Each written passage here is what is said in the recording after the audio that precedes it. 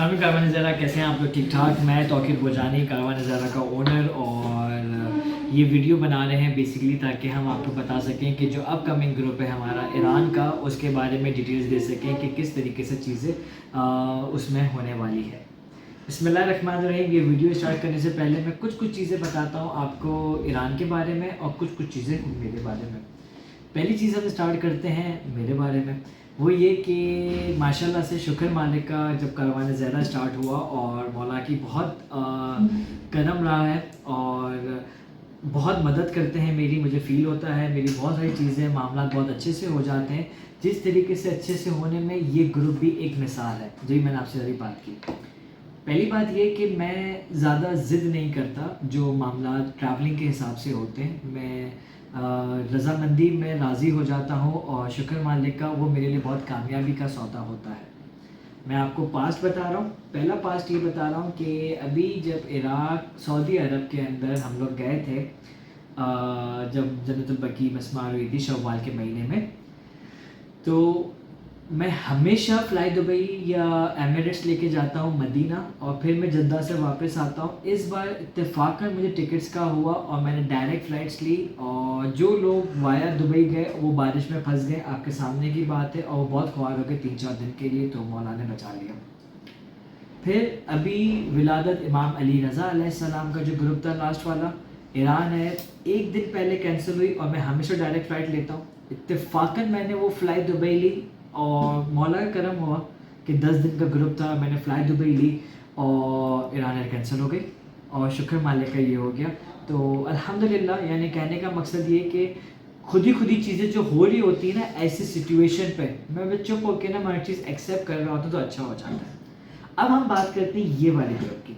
बिस्मिल्लाहिर्रहमानिर्रहीम। ये ग्रुप जो मैंने प्लान किया था वो था अरफा, मतलब ईद का था, वो सिर्फ़ और सिर्फ ईरान के अंदर, as per the title, as per the जो लोगो है मेरा, वो भी ये बात कहता है।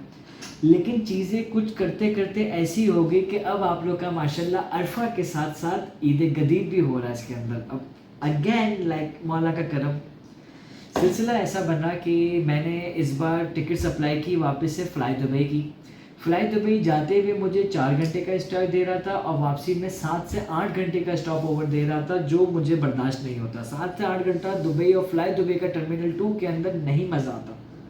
तो ऑप्शन क्या था? ईरान एयर बंद हुआ है, ताबान का था, लेकिन ताबान की डेट्स हमसे मैच नहीं कर पा रहे थे।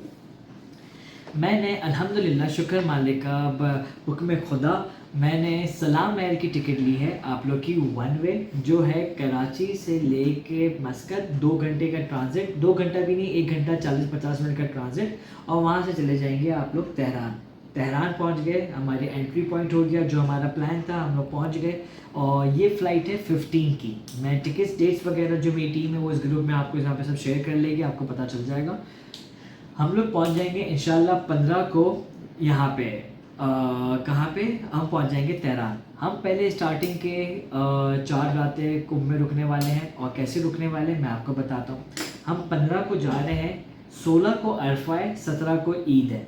तो 15 की जो रात है वो शब अरफा हो गई, 16 अगला दिन है वो रोज़े अरफा हो गया, और 17 ईद का दिन हो गया। ठीक हो गया। तो जो रोज़े अरफा है हम लोग सुबह आमाल कर लेंगे, और शाम में मैं एतराफ़ की ज़ियारत के लिए गाड़ी बुला के जो मस्जिद जमकरान और जो एतराफ़ की ज़ियारत कुम के हम लोग वो परफॉर्म कर लेंगे। अरफा हो गया, ईद हो गई। ईद के बाद जो एक दिन कुंभ का है उसके अंदर एक काशान जगह है, वहाँ पे मिनी करबला ज़रत की बहुत ज़्यादा फजीलत है। मैं लास्ट टाइम भी ग्रुप को ले गया था, लोगों ने बहुत इन्जॉय किया था, और ईद भी है, रास्ते की बहुत खूबसूरत है, तो थोड़ा सा पिकनिक हो जाएगी, आउटडोर एक्टिविटी हो जाएगी। तो मैं उसके लिए भी एक इंशाल्लाह गाड़ी अरेंज करके आप लोग को वो वाली ज़्यारत भी करवाऊँगा। तो वो क्या, सुबह जाना होगा और शाम में आना होगा आपको। फिर हम लोग क्या करेंगे, उसके अगले दिन चेकआउट करेंगे, तेहरान की ज़ियारत करेंगे। तेहरान की ज़ियारत के बाद वहाँ से ट्रेन पकड़ते हुए 5 स्टार ही होगी, फदक ही होगी, और हम लोग ट्रेन से सीधा पहुँच जाएंगे मशहद। देखिए, रात हमारी गुजरेगी ट्रेन के अंदर, सुबह मशहद पहुँचेंगे, और मशहद का जो हमारा चेक इन टाइम है वो होता है 12-1 बजे का। हम लोग सुबह 8-9 बजे पहुँच जाएंगे।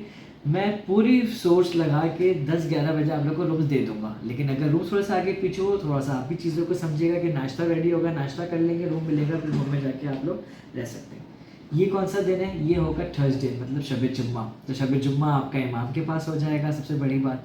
और फिर उसके बाद आप लोग के आ जाएगा, फिर फ्राइडे को फ्री डे दे दूंगा, फिर एक दिन ज़्यादा ले जाऊँगा निशापुर के लिए, फिर हम लोग वापस आ जाएंगे हरम का प्रोग्राम, फिर ईद गदीर का शब में जश्न करेंगे। और 25 तारीख ईद गदीर की रात को आप लोग की फ़्लाइट होगी बैक टू पाकिस्तान। ये फ़्लाइट वापसी कैसे हो रही है? ये हो रही है ताबान से डायरेक्ट फ़्लाइट, क्योंकि वापसी में ट्रांजिट में फंसना नहीं है। जब मशहद से हम लोग आ रहे हैं तो कोई बात नहीं, इसमें मेरे एक दिन ज़्यादा हो रहा है, लेकिन एक दिन ज़्यादा होने में आप लोग को ईद गदीर मिल रहा है। तो मैंने बोला कि यारी मदद। तो बेसिकली ये हमारा 10 दिन का प्लान था, अब 11 दिन का हो चुका है। और अल्हम्दुलिल्लाह, शुक्र मालिक का, जितना शुक्र करें मौला का कम है। और इस एक दिन में कोई एक्स्ट्रा पैसे कुछ भी नहीं है, क्योंकि वो कमिटमेंट थी, वो तो हमारे हाथ में, तो आप लोग के हाथ में तो कुछ भी नहीं। तो हम लोग 15 को जाएंगे, 25 को वापस आएंगे इंशाल्लाह ताला। ये हो गई बात टूर की। अब मैं बात करता हूँ ईरान की। भैया ईरान क्या है? ईरान एक खूबसूरत शहर है। ईरान के अंदर फेसबुक, व्हाट्सएप नहीं चलता। आप लोग IMO या अपने पास वो क्या कहते हैं VPN अपने मोबाइल में डाल के जाइएगा, क्योंकि VPN के बगैर नहीं चलेगा, मसला होगा आपको। दूसरी चीज़, ईरान का मौसम फ़िलहाल गर्म होगा। जैसी बात हम समर्स में जा रहे हैं तो वो गर्म होगा, लेकिन रोडों में आपके होटल में AC होगा। हमारी होटल हरम के बहुत नज़दीक होगी, तो वो आपके लिए ईजी होगा, कन्वीनियंट होगा। सारे बाय डिफ़ॉल्ट इंग्लिश वॉशरूम वाले हमारे होटल्स हैं, तो वो उसका मसला नहीं होगा। अल्हम्दुलिल्लाह, शुक्र मालिक का, चीज़ें सारी की सारी चीज़ें मैंने लाइन अप करके रखी हुई है। अब एक सवाल होगा कि खाने में तो आप ईरानी फूड ही देंगे।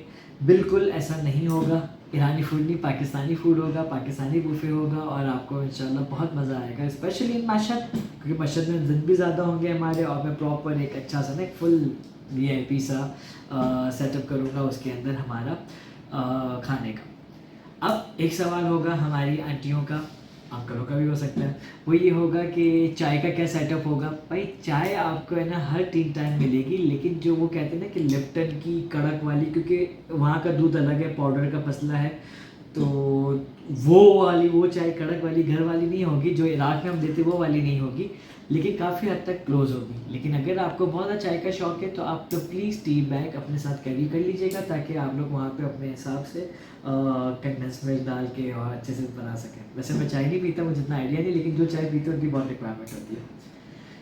अब आपका सवाल होगा कि भाई ये फल वगैरह खिलाओगे या सिर्फ और सिर्फ ज़्यारतें कराओगे? तो नहीं, आपके खाने में सैलड भी होगा, फल भी होगा, और फ्रूट्स वो भी होंगे, साथ साथ एक प्रॉपर मील होगा, अच्छा सा खाना होगा। और जब आप लोग बाहर जाएंगे, मतलब एतराफ़ की ज़्यारतों पे जाएंगे, तो उसके लिए रास्ते के लिए केक वगैरह, पानी, जूस वगैरह वो भी होगा। तो वो आपको वो टेंशन की बात नहीं, इंशाल्लाह खाने पीने से आप लोग खुश रहेंगे।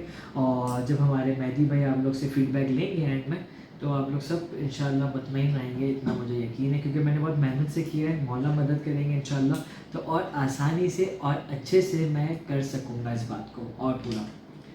अब हम बात करते हैं कि वहाँ पे ईरान में शॉपिंग के लिए कितने पैसे लिए जाएँ। देखिए, शॉपिंग के लिए तो इसका इज़ द लिमिट, लेकिन अगर कोई 1 रुपया भी नहीं लाएगा, उसको ज़रूरत पैसों की नहीं पड़ेगी, हर चीज़ हमारी पेड होगी, हर चीज़ ईज़िली हो जाएगा। हाँ, कोई अगर हज़रात कहता है कि मुझे छोटे तबरुकात लेने होंगे, तो $100 का मेरे ख्याल से 5.7 मिलियन कुछ आ रहा है वहाँ पे। अब मिलियन तो इतना वो नहीं हो जाएगा, लेकिन मेरे ख्याल से $100 is enough, it's quite enough, जो छोटे मोटी चीज़ों के लिए, जो घर वालों के लिए ना, तो वो काफ़ी हो जाएंगे। बाकी तो स्काई इज़ द लिमिट। और कोई सवाल आप लोग के जहन में हो तो आप मुझसे बिल्कुल पूछ सकते हैं। और एक सवाल होगा आपका कि हम लोग क्या क्या सामान आपको देने वाले हैं, तो आ जाते हैं। सबसे पहले आप लोग के पास होगा एक नेम टैग का, प्लीज़ ये पहनिएगा, ताकि इसमें जो ईरान का नंबर पीछे लिखा होगा, अल्लाह ना करे इन केस ऑफ इमरजेंसी, ये बहुत काम का होता है। इसके बाद मेरे पास आता है फैमिली टैग, जिसके अंदर लगेज पे आप लोग लगाएंगे, ताकि जब हम लोग जा रहे होंगे तो आप लोग का लगेज आपके साथ ट्रेन में नहीं जाएगा, वो हम बाई रोड पहले भेज देंगे, ताकि आप लोग ट्रेन में बहुत इजी सफरी बना के जाओ और सुकून से जाओ। ये एक अदद किताब, माशाल्लाह से ज़ात सफ़र, अल्लाह की तौफ़ीक़ात में इजाफ़ा करें, क्योंकि माशाल्लाह बहुत सारी ज़ातों पे इनकी मेहनत है, तो वेरी गुड। उसके बाद एक ये वाला पासपोर्ट पैक आ जाएगा, जिसके अंदर दुआई किताब डाल देंगे, पासपोर्ट डाल देंगे, चीज़ें आ जाएंगी, साथ साथ चलती रहेंगी।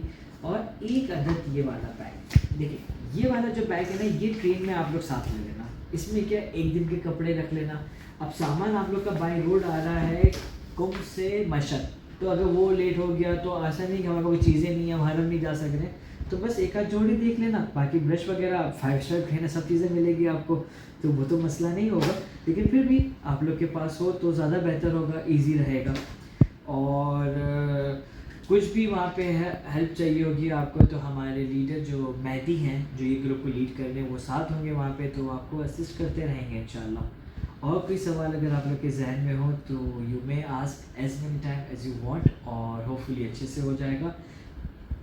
मुझे बार बार नोटिफिकेशन आ रही है कि सर पेमेंट का। हाँ भाई, आप लोग की पेमेंट्स जिसकी नहीं आई अभी, तो प्लीज़ आप लोग है ना इस ग्रुप की पेमेंट्स करते हुए उसको फिलअप करें, क्योंकि टिकट्स मैं ऑलरेडी खरीद चुका हूँ। वीज़ा आप लोग के प्रोसेसिंग में है और मंडे ट्यूसडे को वीज़ास भी आ जाएंगे। सो प्लीज़ मेक श्योर कि आप लोग की पेमेंट्स भी हो जाए और सब ईजीली हो जाए। अपना बहुत ज़्यादा ख्याल रखिएगा। इंशाल्लाह मिलते हैं एयरपोर्ट पर। थैंक यू, अल्लाह हाफिज़।